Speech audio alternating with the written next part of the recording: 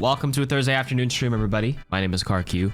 We're really early in the stream, so you guys are on YouTube. Hello. Not everybody reads all the blog articles on the Blizzard site. Not everybody is on Twitter to follow all Overwatch updates, which is why I'm filling in that niche and that hole for you by reading you an article that came out on April 20th, 420, baby. Matchmaking update, the Season 3 retrospective, and future plans. I don't know if anybody's experiencing bad matchmaking lately. I don't know if like you're a gold player and you're getting pulled into a grandmaster lobby. I don't know if that's still happening.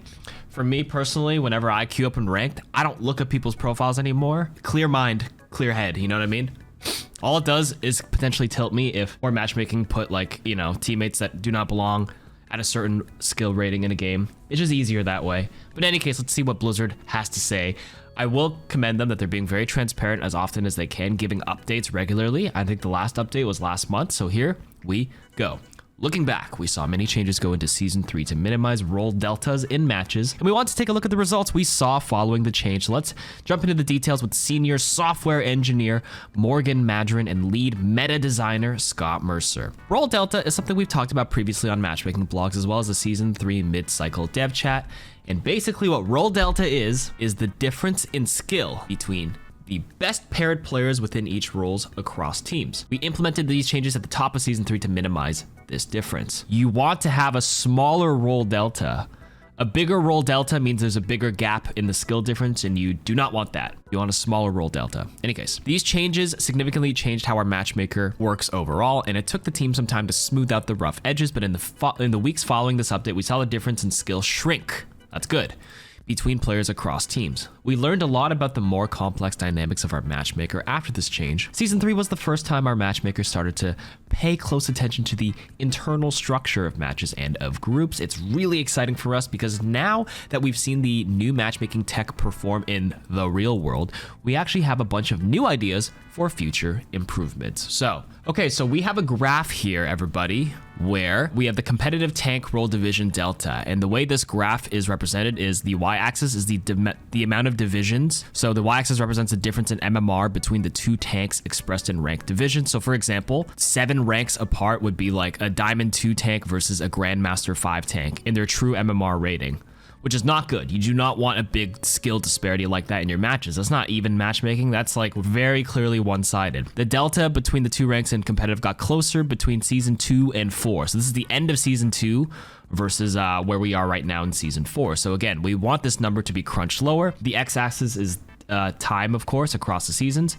And these are representative of the amount of games. So in at least 50% of your games, half the matches, like you shouldn't have too much rank disparity between the tanks. 0.8, you know, gold 3 will be matched against gold 4 or gold 2. But for the most part, if it's under 1, that means gold 3 versus gold 3. That's good. Once you get past 75, even like 2 divisions, 1.9, 2 divisions is not too bad. Gold 3 versus gold 5. But in 5% of your games, you would have we can round this up to 5 division difference. So you'd have a gold 3 versus a platinum 3 tank. And the platinum 3, that's not good. And then in your extreme anomalies, your 99th percentile, basically in 1% of games, you'd have the omega big gapage, where they're 7 divisions apart. So the gold 3 would be facing off against a platinum 1. So that's not good. So they're saying how right now in Season 4, at least in the extreme cases, 3.6 divisions apart between the tanks. And in most cases, 0.6. That's what this graph means. I'm sure they're going to keep showing that for the rest of the things as we proceed. That's how you interpret it. Thank you to those in chat who helped explain it. Shout out to you guys. The adjustment not only affected the role delta, but it caused a chain reaction in other areas of matchmaking as well. So there were a lot of surprises for us with the new systems we built for Season 3. Morgan says, for example, the changes sped up queue times for the competitive mode without sacrificing match quality. Ooh, so now we have a graph for queue times for DPS. The adjustment affected role delta, but it actually have I think this is what they call a pleasant surprise. Speeding up queue times without sacrificing match quality is great. For 5% of games for DPS players, you'll have a 4-minute queue time in Season 4, but for the most part, 1-minute queue time maximum. These are queue times represented in minutes, yeah. And then 1.5 minutes down here. But at the end of Season 2, people were getting 6-minute queue times for DPS, 3.5, 2.5. That's quite interesting, so that's good. We saw some issues regarding, Morgan continues, we saw some issues regarding high MMR match quality and longer queue times for parties. This was a rockier change than we would have liked, and we're taking steps to ensure that future changes will be rolled out more slowly to prevent major disruptions like these. Matchmaking is incredibly dynamic, and we simulate our changes extensively before pushing them live, but we still can't always anticipate some of the knock-on effects of the larger changes we make. Next section of this article is narrowing the MMR range. Another goal for our matchmaker adjustments is to form matches with a narrower total range of MMR, says Morgan. This is a difficult challenge to take on, as the way we narrow the MMR range without worsening the queue times is to make our matchmaking smarter in every way. We need to adjust how we place large groups together in the matches, meaning that we may hold some parties in queue a bit longer to ensure that the matches have similar groups together. For example, ensuring that we improve how role combinations get prioritized to make matches for large groups. Finally, we need to be able to accurately predict the future state of the queue and use that prediction to know whether it's okay to make a match or whether we'd really prefer to hold some players in queue longer to wait for a better match. Fairer matches for new and returning players. Okay, I may have something to say about this one. For competitive ratings, our major goal is faster calibration and reducing the total uncertainty of the system, says Morgan. Uncertainty here refers to how confident the matchmaking system is regarding your MMR. This is one reason we sometimes see new players jump around or skip skill tiers. This is an important fact. All new players start at a bronze MMR, probably in game one, but not every new player is going to belong in bronze, which is true. As the system learns more about your skill and shapes your MMR, these players might jump to different levels quickly. One challenge is understanding individual players over time. To do this, we're asking ourselves how we can quickly and accurately gauge a new player or a returning player after months or years of inactivity. They're basically talking about Smurf detection. I'll get into that in a second. Morgan explains, we also consider how much better a player can realistically be from role to role and how quickly a player can improve over time. And finally, we think about how much a player's individual performance varies naturally from day to day or in special circumstances like solo queuing versus being in a group.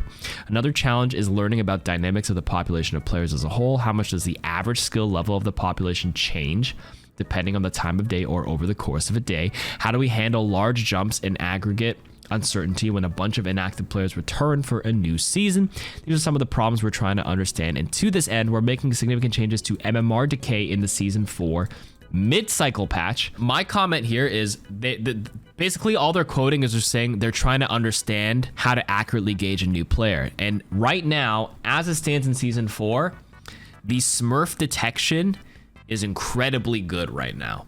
I think Awkward, an EU support player, started a fresh account and got to Grandmaster 1, the highest rank, in like 3 hours. He went 15-0 and instantly jumped up.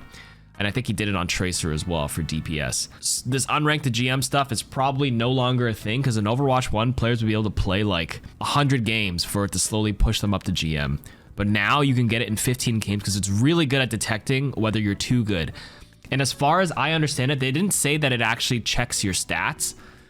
There's a big myth going around that, or it's been a myth since forever because it used to exist, where there was a skill representation or stat-based MMR, where if you perform really well, it'll give you like a bonus in your rating and whatnot. As far as I know, it doesn't exist in Overwatch 2. It used to exist in Overwatch 1. They removed it for Under Diamond in Overwatch at some point in early Overwatch 1, because I remember my good friend Fitzy here, Sombra player, because individual performance used to affect it. I think a small sample size, but I think he had a negative win rate, like not terrible. It was like 47%. I think he was like 20 wins and like 25 losses. He was climbing even higher despite being -5 games, strictly because of individual performance relative to the community. The only issue is nobody was playing Sombra at the time, so he didn't have a fair comparison. So his stats were really good compared to other people in top 500 at the time playing Sombra. So he was able to effectively climb with a negative win rate. So there was a huge flaw in the system in that capacity. So I remember in like 2017, they removed it. But I think it was still in play for Under Diamond to quickly alleviate Smurfs. I don't think individual performance is in. Last time I checked, or at least a few seasons ago, they mentioned there was no individual performance variable. heavily detects, especially new accounts, without too much data, it'll heavily value win streaking. Because obviously if you're in bronze in a fresh account, you'll probably win a couple of games in a row very easily, like 5 games in a row. It'll be very easy to tell, like, okay, what's the likelihood of genuinely winning like 5 games in a row?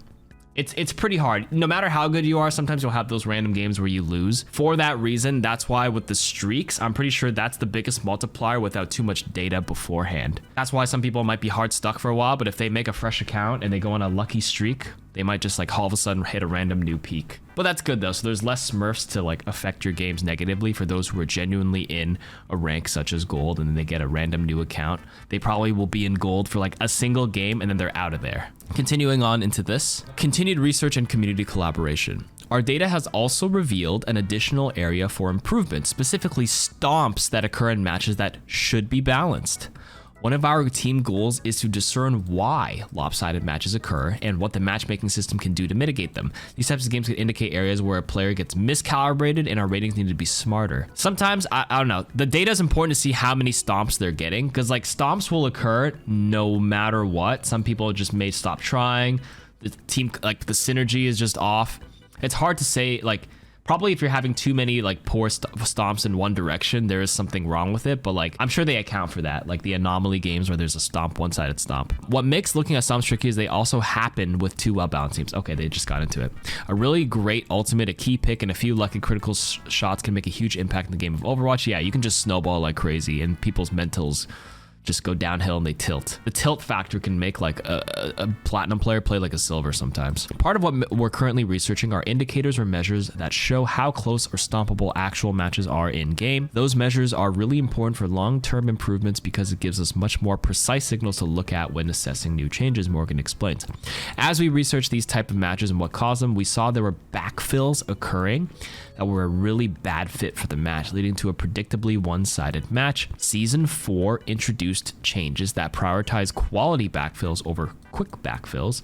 We've already seen improvements in backfill matches by just holding the match a little longer to look for a player who fits better with the lobby MMR. These changes are supported by the data and statistics we collect internally, but they're driven by our players. We hear your concerns regarding matchmaking and we plan to keep shedding light on our development process. Thank you as always for sharing your feedback with us. Okay, interesting article. So they're saying matchmaking is actually pretty good. They just updated us to show you the difference between season 2, 3, and now the beginning of season 4.